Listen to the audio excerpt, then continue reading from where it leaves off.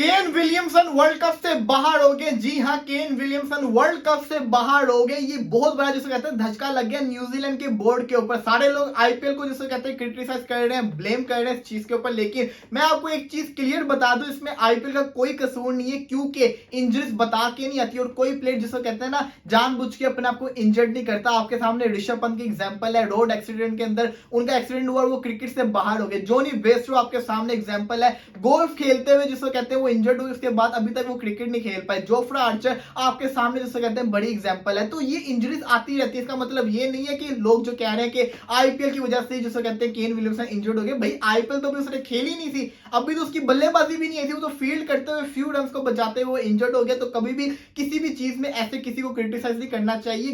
Game का हिस्सा होता है, इंजरी कभी भी आपको आ सकती है। लेकिन अगर बात करें ऐसी कौन सी इंजरी है केन विलियमसन की जिसको इतना टाइम लगा रिकवर होने में कि वो वर्ल्ड कप से ही बाहर हो गए, तो मैं आपको बता देता हूं केन विलियमसन को एसीएल यानी एंटीरियर क्रोशिएट लिगामेंट्स जो होते हैं ना, वो इनके क्रैक कर चुके हैं। अगर आपको मैं गौर से बता दूं, जरा अपनी जुबान में समझाऊं तो जैसे कि ज्वाइंट्स होते हैं ना, हमारा ये ज्वाइंट्स है, इसी के साथ साथ हमारा जो नी का ज्वाइंट होता है, नी के ज्वाइंट्स के अंदर जो लिगामेंट्स होते हैं ना, वो जिसको कहते हैं ना टूट गई है या क्रैक कर गए या जिसको कहते हैं ना खिंच पड़ गई है उनपे, ऐसा आप कुछ कह सकते हैं। लेकिन इन केस अगर ये टूट जाए और आपसे टांग पे खड़ा ना हुआ जाए, जो हमने देखा है केन विलियमसन से खड़ा ही नहीं हुआ जा रहा था, उनको लोग पकड़ के लेके गए थे। उसके बाद अभी भी जो हमने उनकी तस्वीरें देखी हैं उसके अंदर वो सपोर्ट लेके उनकी टांग पे प्लास्टर चला हुआ है, वो सपोर्ट लेके चल रहे हैं। तो इसका मतलब ये कि केन विलियमसन से चला नहीं जा रहा, इसका मतलब है कि इनको सर्जरी करवानी पड़ेगी। और अगर सर्जरी होगी तो इनको कम से कम 9 से 10 महीने लगेंगे अपने रिहैब प्रोसेस को कंप्लीट करने के लिए। केन विलियमसन की अगर मैं बात करूं तो पिछले वर्ल्ड कप के प्लेयर ऑफ द सीरीज भी रहे हैं। इसी के साथ साथ केन विलियमसन